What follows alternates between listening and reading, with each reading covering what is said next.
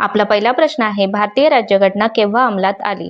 आपले ऑप्शन आहेत: ए 26 जानेवारी 1947, बी 15 August 1947, C 26 जानेवारी 1950, D 2 October 1950. आपलं योग्य आन्सर आहे सी 26 जानेवारी 1950. आपला दुसरा प्रश्न आहे, भारतीय राज्यघटनेचे शिल्पकार कोण मानले जातात?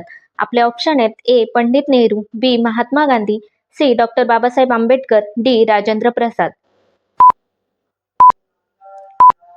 आपलं योग्य आन्सर आहे सी डॉक्टर बाबासाहेब आंबेडकर. आपला तिसरा प्रश्न आहे, भारतीय राज्यघटनेत एकूण किती भाग आहेत?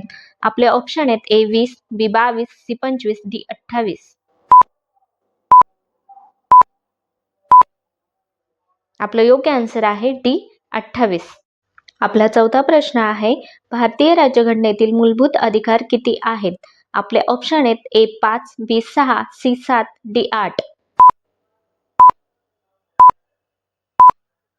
आपलं योग्य आन्सर आहे बी 6. आपला पाचवा प्रश्न आहे, मूलभूत हक्क कोणत्या भागात आहेत? ए भाग 2, बी भाग 3, सी भाग 4, डी भाग 5.